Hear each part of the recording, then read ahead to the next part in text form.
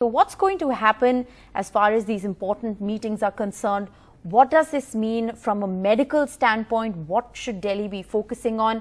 And remember, there's been an interesting development that has taken place. There has been a lot of talk about whether another lockdown is in fact needed, especially in red zones in big metropolitan cities like Delhi and Mumbai. We're going to talk a little more about that. Joining us on the broadcast this morning, Dr. Vivek Nangia. He's a pulmonologist at the Fortis Hospital here in Vasant Kunj in the national capital. We also have Akash Jindal, who is a market expert, who will be helping us to understand if at all there is a need to once again lock down and what the repercussions of that might be. But let me, begin with you, Dr. Vivek, if I can this morning. A very good morning to you and thank you for being with us.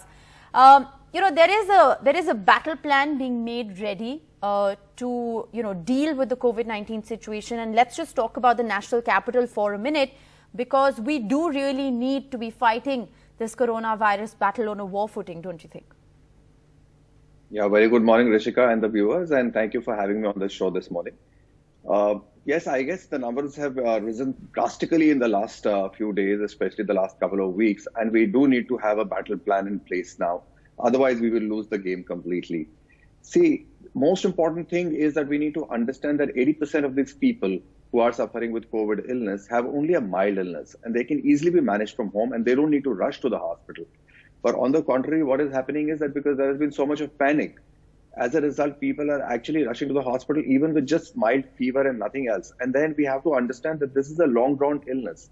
It is not 5 to 7 days process. It is lasting for 2 to 3 weeks at least. So once you get admitted, and then the criteria say that you need to be hospitalized for 3 days without fever, and only then can you be discharged. As a result, it's a prolonged hospitalization for these people who are just having a simple fever. As a result, the beds are getting occupied. So what we actually need to do is have specially dedicated isolation centers where we could just keep these mildly infected people. Isolated centers could be like dharamshalas, could be like dormitories, probably paying guest accommodations, hostels from the various colleges and the schools and the universities. Mm-hmm. Those are the places where you could isolate these people, remotely monitor them.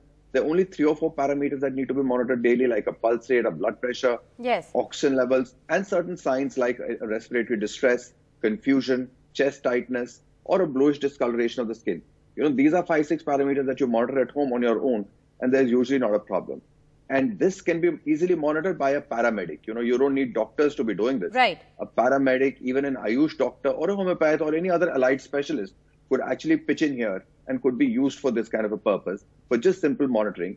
And whenever there's a critical alert, these patients could be transferred to the designated hospital. Right. So what you're essentially proposing, is a plan to lift the load from hospitals so that patients who need critical care, don't find it difficult to access beds or ventilators or ICU support or expert medical attention. That's an interesting strategy going forward. We'll talk a little more about that, but I want to bring in Akash Jindal into the conversation as well, because a lot of the number of rising cases, and this is not true for just Delhi, but true for different parts of the country, have been attributed to the fact that we are in a stage of unlock 1.0, driven, of course, by a whole host of economic compulsions. What do you make of the fact that there's been a very interesting development, especially as far as Delhi is concerned, where there's an overwhelming number of traders who believe that shops should actually be shut? Is that tenable? Is that possible in the long term? For how long can we, shut shops? Do we need to work out some kind of an alternate arrangement, an odd even formula perhaps? What's your take, Mr. Jindal? I think the question is very, very interesting, Rishika. Should we do it? Is it tenable? Is it possible? I think these 3 questions are very interesting questions. Firstly, as an economist, I'm an economist. Now, nobody would understand money and finance better than me and the need for the economy to collect taxes. But I am saying this, I've been saying yesterday on all leading national and some global channels also, we need a shutdown right now. See, let me tell you, when you ask this question, is it tenable, is it possible? Now, according to me, according to my organization, Akashjindal.in, the most precious capital is human capital. Right now, we have to protect lives. The most important capital is not my car, my property, my bank balance, my FDs. Right now, we have to save life. If we can save our lives right now, in future, yes, economy can grow. Now, coming to economic data, Yes, you are very right, my dear friend. The economy is in a very, very bad shape. Now, IIP industrial production in April it came down drastically by 55%. But let me, Mr. Jindal, just turn this around a little bit, because it's not just businesses and traders that we're talking about. The shutdown or another lockdown, impacts lives down in the food chain, if I can say that. We saw the migrant crisis. There are people who will die of hunger. There are reports that we've got here on NDTV, reports that I've personally seen of migrants saying that, before any virus gets to us, we'll die of hunger. How do you deal, with a crisis which is so deep, where it's a question of survival either way? Very, very interesting, very, very pertinent questions. Now, I would ask a counter question, my dear friend. Just to ensure that our friends, particularly the people who are in BPL category, below poverty line category, they get food. Do we open up or do we provide them food? I think as an economist, I would say the option, the second one should be better.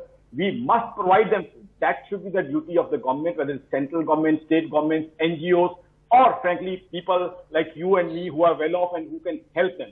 So I think unlock is not the solution. Yes, he's very important, our friend who earns daily and he has to spend daily. And we have huge number of BPL brothers and sisters in this country, around 35 to 40 crores. We need to provide them food, shelter, other things, medicines. We need to comfort them. But for that, I don't think unlocking is a good option. I mean, 2 weeks ago when the spread was Dr. Nangia, let me bring you into the conversation. This is a very interesting debate. As we are at the cusp of crossing 3 lakh cases, we are, in the top 5 worst affected nations. Our tally of cases continues to rise as, we continue to lift restrictions. What's your take as a doctor? We are still, as per what experts have been saying, we're still a couple of months away, if not more, from a vaccine. So cure to the coronavirus is still a far-fetched idea. For how long can we continue to lock ourselves down, to stop any kind of commercial activity, to stop public transport, stop people from stepping out? I mean, it would help in bringing the tally down, but is it a long-term tenable solution?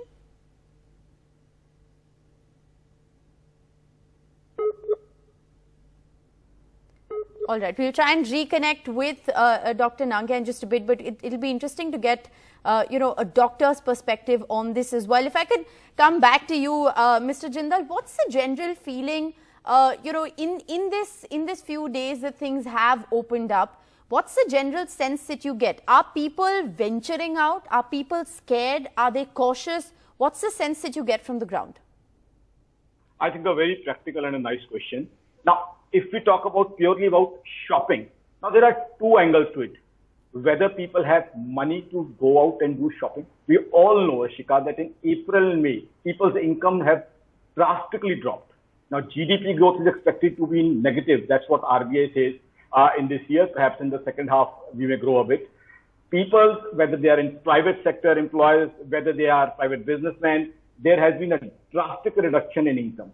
So one is when we have a drastic reduction in income, the appetite for buying reduces. Yes. Secondly, people are fearful, and the fear factor has increased practically a lot in the past 10 to 12 days.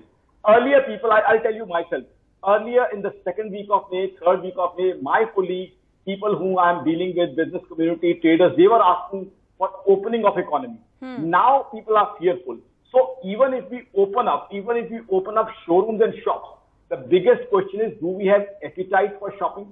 Would people venture out, do shopping? Would people have money? Because many of the people, particularly lower middle class and even some in the middle class, the earnings which they had in April and May, whatever little earnings they had, they were spent as far as essentials were concerned, as far as buying a ration is concerned. Now, buying out new clothes, new footwear or makeup, or people going and buying lifestyle products like an LED or a mobile phone, that is something which is not there on people's mind as I have surveyed, as I have been Mr. Jindal, I also want to ask you, another question, which is again, to do with practicality and implementation on the ground. If we were to follow suggestions, say, that have been made by the AIIMS director on, on a more staggered approach to the lockdown, on a more hyper-local approach to the lockdown, which is that, you can't paint the entire country with the same brush. There are hotspot areas, there are red zones, there are containment zones. There are also areas, which have relatively fewer number of cases, which don't necessarily need lockdown measures.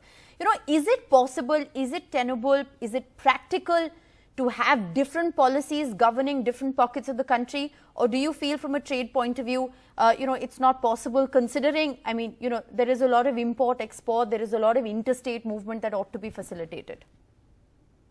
You're very right. It's not 100% possible. But what are the options we have?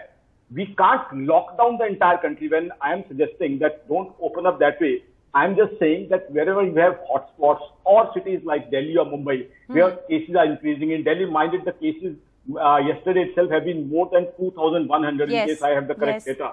So that's the situation. So I think, though you are very right, it's not feasible to have some parts open, some parts closed, because ultimately things have to travel. Somewhere the raw material is being manufactured, somewhere the finished products have to go. But what are the options we have? Within the various options we have, in an economy like India, we have to choose for that option that open up some area, at least local business would do. I'll give you a small example. Right. Okay. I'm going to interrupt you. I'm going to interrupt you right there, because we have Dr. Nangia back, and I want to get a perspective from him. Dr. Nangia, there's interestingly an overwhelming majority of traders, especially here in the national capital, who have come out and said that, we need another lockdown. Otherwise, the cases are going to continue to spiral. My question to you from a medical standpoint is that would reduce the number of cases temporarily, but the moment you do another phase of unlocking, for instance, the cases will continue to spiral. In the event that a vaccine is still 8 to 9 months away, what's your opinion as a medical professional? Yeah, Rishika, that's a very interesting question, actually, but we'll have to go into the history and see how this lockdown really behaved and how did it actually help control the disease. Were we able to control it or not? If you remember, when the lockdown was to open up, just a week prior to that, the number of cases had started to spike. And now they're just spiraling into like a fireball kind of a situation. So I don't think that we can run away from this disease anymore. Now we have to, whatever said and done, we have to aim for a herd immunity, whether that is with the vaccine or without the vaccine. Now there is no other choice before us. We go in for a lockdown again. This is a very long-lasting disease. Viral shedding continues for at least 21 days. Earlier, we thought it's only 2 weeks, but now we realize that even for 21 days, you could be spreading the disease, up till 35 days, in fact. All right. So till when will you continue to have the lockdown? I think it's very interesting, because on one side, you have a market expert who's saying that, no, we need to lock down in order to be able to control the numbers. You have a doctor who's saying it's not tenable to forever live in a lockdown, because we are in a pandemic, we are living with a disease that we have to learn to live with, because the disease is here to stay, at least for the coming few months. Appreciate you, Mr. Jindal and Dr. Nangia, for joining us with that perspective this morning. Thank you very much.